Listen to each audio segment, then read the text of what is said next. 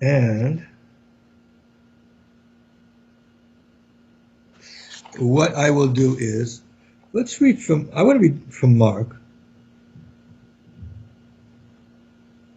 I was going to read from Matthew, but I just want to read from Mark and then from John. Mark is the earliest gospel, according to the overwhelming number of scholars that look at it. And when I'm talking scholars, I'm talking about Christian scholars also, believe that Mark was the earliest written. Right, right. One. When we go into our next, in the next series of lectures, when I do discuss the New Testament, the canon of it, I will actually give you reasons as to why Mark is known to have been the first one, at least predating Matthew and Luke. Okay, but let's look what it says.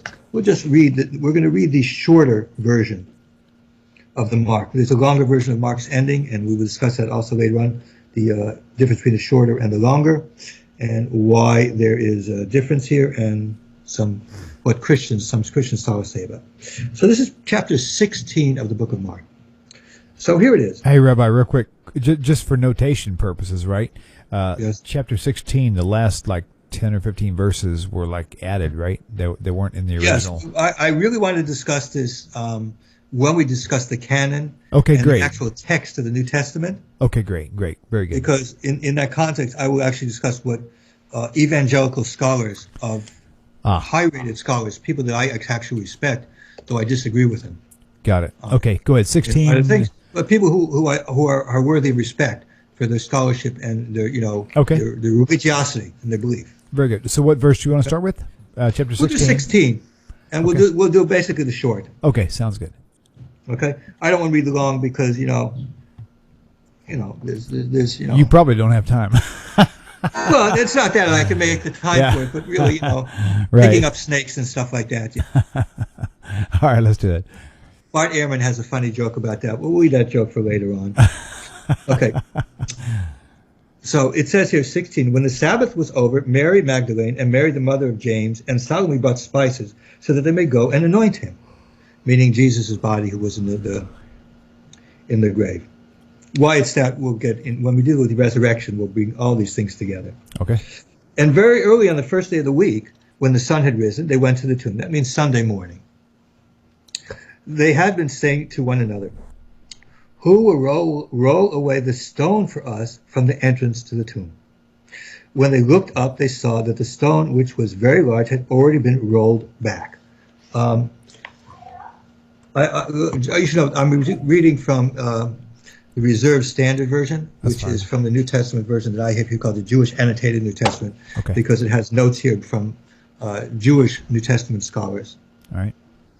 They're not rabbinic scholars, so I don't consider them rabbis like that, but they're Jewish scholars, so they do have some perspective of things, of what's going on. So just you should know what it is, in case you are KJV people who are wondering what I'm saying because it doesn't agree. When they looked up, they saw that the stone, which was very large, had been rolled back. As they entered the tomb, they saw a young man dressed in white robe sitting on the right side, and they were alarmed. But he said to them, "Do not be alarmed.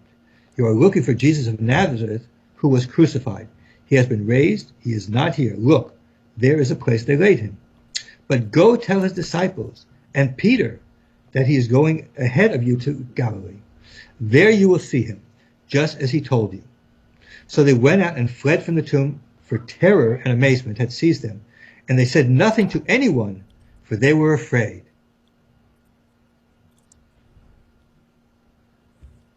Okay, that's where it ends. There are some alternate endings to it, but I'm not going to do the alternate endings because it's pretty much agreed that they edit.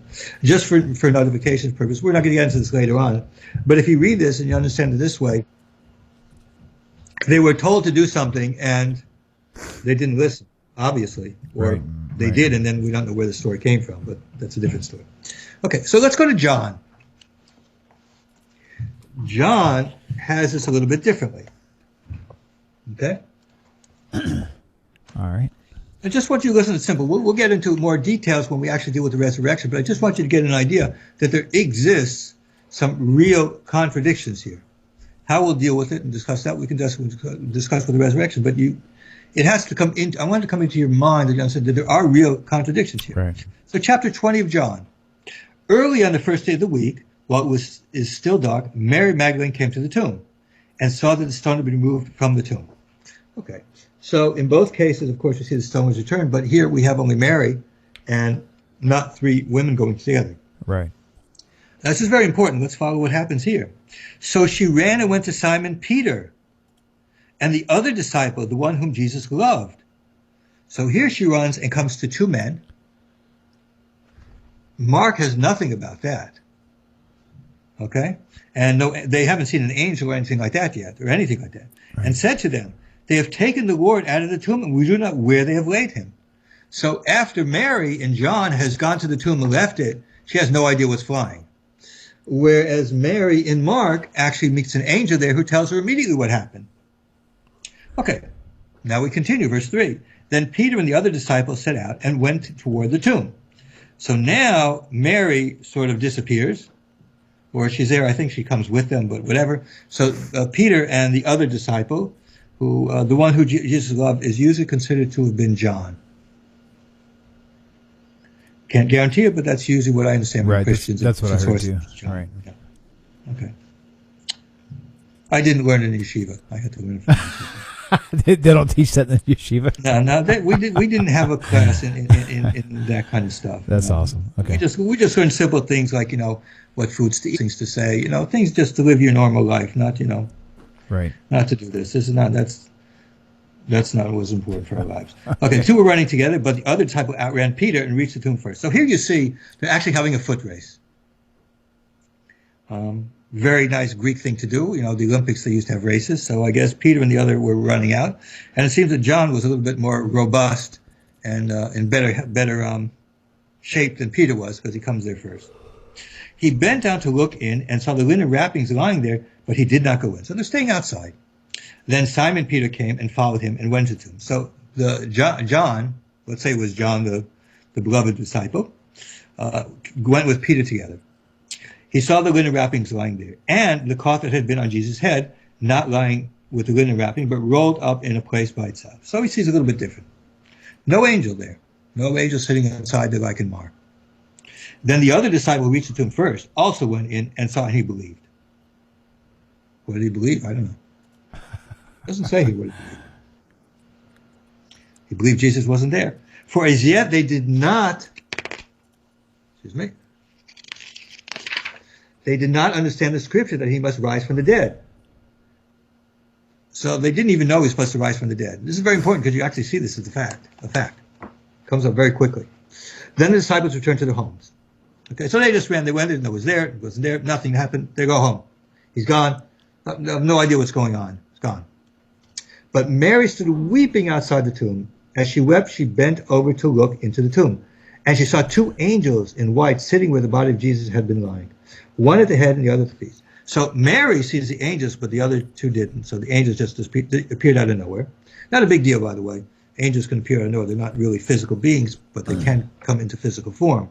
So they don't necessarily have to follow our laws like walking in. They could have just appeared there. So there's nothing really interesting about it. Just the case is that they weren't there when the other two went in, but they are there now that Mary's there. Let me ask you a question, because all this stuff, it would be very easy for anybody, especially a Messianic, I'll call him a scholar. I mean, I'll give him a little bit of credit there. Dr. Michael Brown, he does study, and he's a lot more educated than most people I've heard.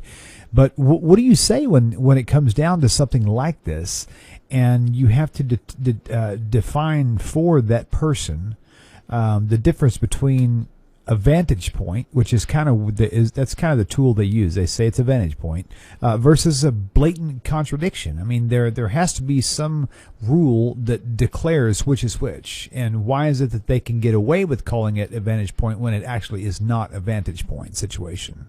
I understand what you're saying. I'd like to leave this in depth until later on. It's going to actually come up two places. One is called when we discuss in the next lecture series when we talk about the canon. We're going to talk about a work called the Diatessaron. Okay. From Titian, who was a student of Papias, if I remember correctly. I'll look at my notes before we do that. What he made is he produced the first harmony gospel, which you can still get now. Okay. It was written in Syriac and was actually used in Syria, in that area. The people, Aramaic-speaking people, used that until about the 5th century when the Pshita took over. And that's very interesting. And basically, when I get to that, we'll talk about that. And the second thing, we'll talk about it when I actually talk about the resurrection. We'll try and bring up some of the answers. The basic answers that they try and say is, well, you can reconcile most of these things. There's 4 points of view, but it's very difficult to do that. And we'll go into more depth when we discuss the resurrection. I'm just trying to point out that we have a legitimate question here. Okay? Okay, sure. My point with talking about weights and measures is that these are legitimate questions. The question is not whether you can answer or what kind of answer, or whether the answer really makes sense to you. If you're looking at it objectively, does that answer make sense? And by the way, I'm not saying that every answer that Christians give to some of these things don't make sense. Some of them, could possibly be true. Right. Okay. Okay. Very good. But there's enough that are not possibly true to make it a very